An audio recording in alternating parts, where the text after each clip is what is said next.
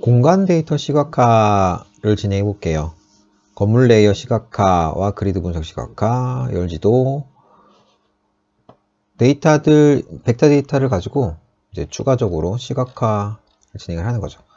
건물 레이어를 시각화하는데, 건물 레이어는 사장에서 수치 지형도에서 건물 레이어에 보면 건물 레이어의 그 속성 중에 건물의 층수가 있어요.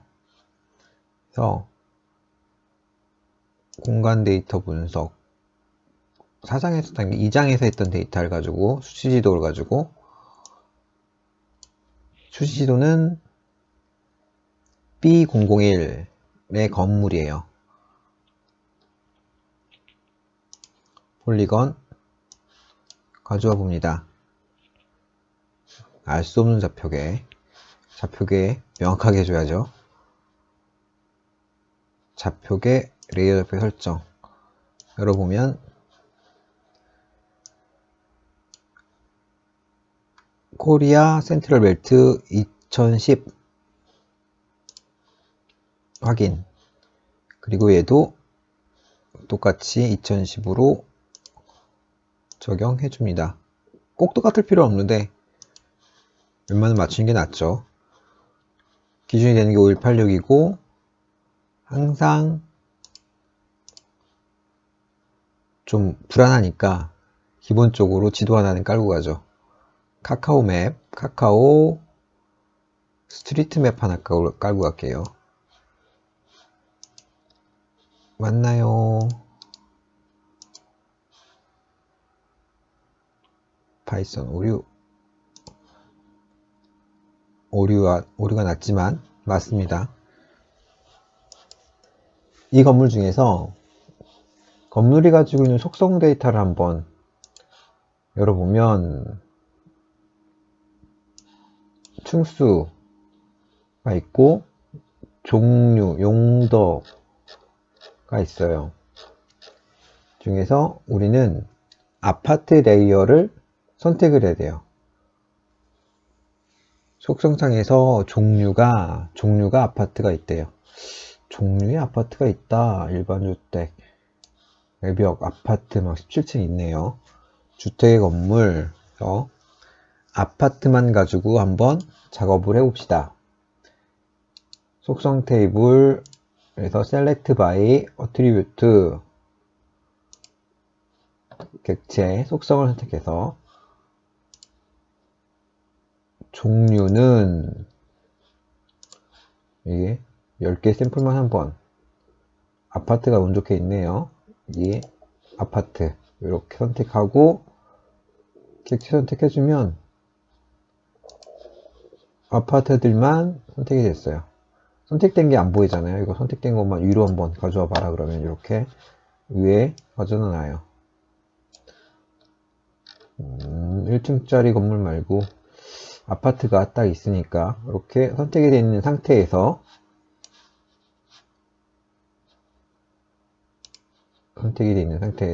도킹 해놓고 밑에 얘를 내보내기, 선택한 객체를 다른 이름으로 저장. 아파트 렉처 7에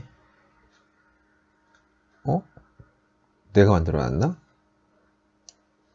아파트 만들게요. apt 아파트 only .shape 파일 SCP까지 적어줄까? 저장. 좌표계는 이렇고 유티브 파일로 해서 확인해주면 아파트만 이렇게 올라가요. 아파트만. 이 레이어를, 근데 아파트 건물 높이를 모르잖아요. 그래서 층수가 좀 있어야 될 것 같은데 층수를 계산할 수 있겠어요? 항상 이렇게 작업하고 나서 선택 해제를 하고 가라 그랬죠. 선택되어 있는 게 항상 할 필요 없지만 꼭 필요할 때만 선택을 해 놓는 거예요. 아니면은 기본적으로 선택 해제를 해주고 가야 다음 작업에 오류가 없어요. 아파트만 속성 탭을 열어보면 층수를 알고 싶은데, 층수를 통해서 높이를 주고 싶은데 높이가 없죠. 높이 필드가. 있다. 이러면 안 되는데, 하려고 하는 거는 이 필드 계산기를 한번 쓰는 거를 실습하려고 그래요. 층수만 있고 높이가 없다 라고 쳤을 때 우리가 높이를 계산하는 법, 16 곱하기 3을 해서 배수로 지정을 해주고 싶어요. 그럴 때 요 필드 계산기를 열어서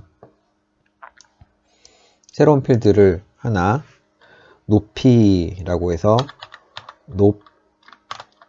언더바 p 높이, 이런 거 하면 안 되는데 죄송합니다.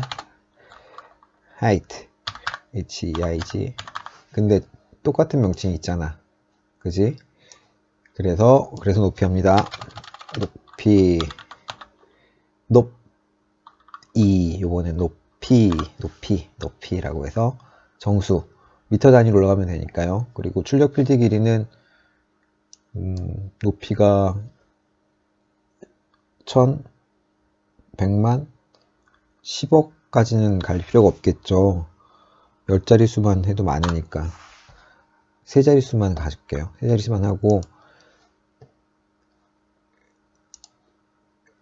층수에서 층수 곱하기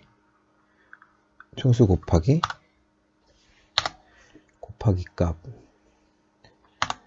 곱하기 3m, 1층당 3m 정도 하는 값이죠. 한 층당 3m 정도 높이를 가진다.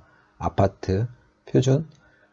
그래서 그 값을 가지고 계산을 해서 높이라는 필드를 만들어라 라고 한 거예요. 왜냐면 이렇게 높이라는 필드가 만들어졌고 출력 편집 모드로 전환됐죠.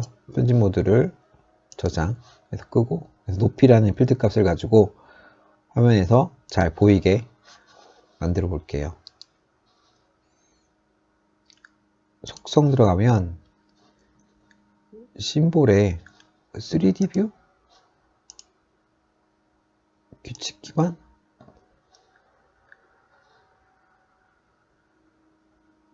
아니죠. 3D 뷰가. 여기서는 우리는 심볼에서 2.5D로 볼 거예요. 2.5D로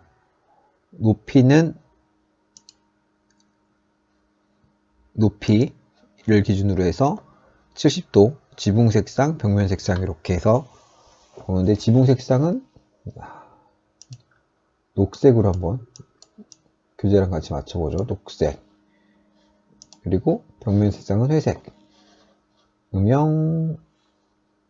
네, 이렇게 해서 적용을 한번 해볼게요. 그러면 이렇게 건물이 올라갑니다.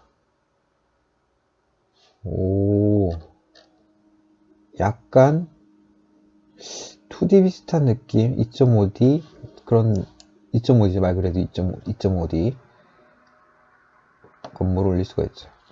얘네들만 올리니까 좀 썰렁하죠. 그래서 이 나머지 건물들도 그냥 층수 곱하기 3이라는 형태로 해서 다 올려볼게요. 2.5D고 지붕은 그냥 이 색으로 해서, 수식이 뭐냐면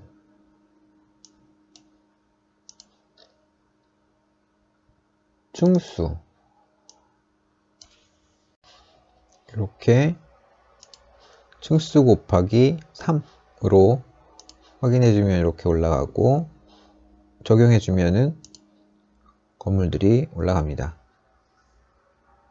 사면 방향 기준 벽면 음영이 오히려 더 좀 지저분한 것 같아요. 꺼주고 다시 한번 적용해 볼게요. 이렇게 그냥 박스로 올라가는 게 낫죠. 저는 그래요. 박스가 나요, 오히려.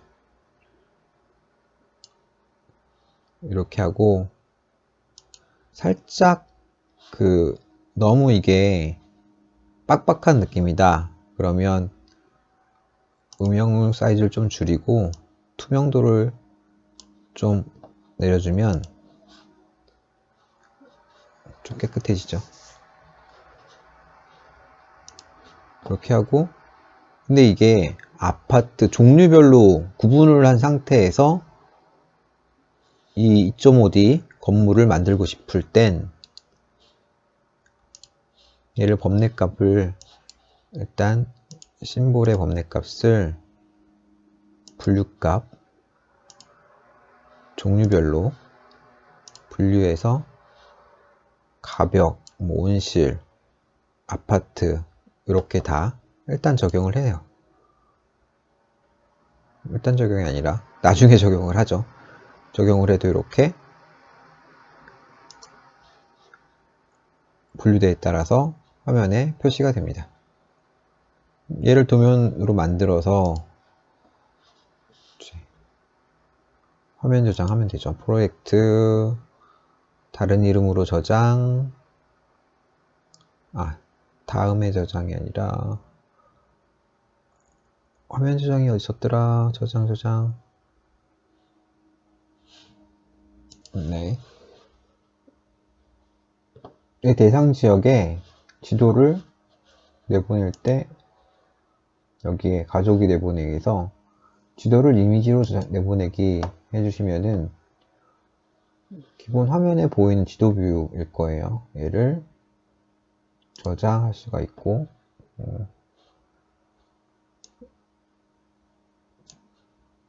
작업 디렉토리에다가 한번 저장을 해볼게요.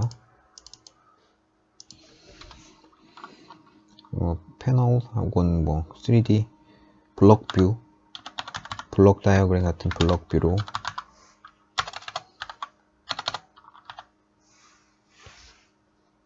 JPG, PNG. PNG가 기본인데 JPG가 익숙해요. 항상 .jpg 저장 하면 화면에 보이는 이 부분이 저장이 될 거예요.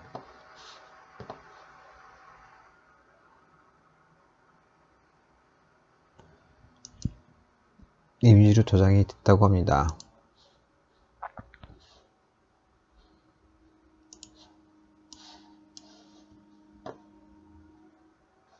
어디 볼까요? 렉처 7에 여기 블럭 뷰라고 해서 저장했대요. 이렇게 화면에 보이는 얘가 블럭 뷰로 저장이 됐고, 끊어서 쓰던 어디서 쓰던 해서 보고서에 쓰면 되겠죠. 플러스 여기다 플러스 우리는 범례 가건물 무벽 요것도 화면 캡처해서 옆에다 딱 해주면 보고서에 그냥 프로그램 상이 아니어도 그냥 일반 보고서에다가 주택의 건물이 있고 아파트가 있고 여기에 무벽 건물들 공원이나 아니면은 뭐 무허가 건물들이 있죠. 그런 게 있고 있습니다. 이런 식으로 할 수가 있습니다.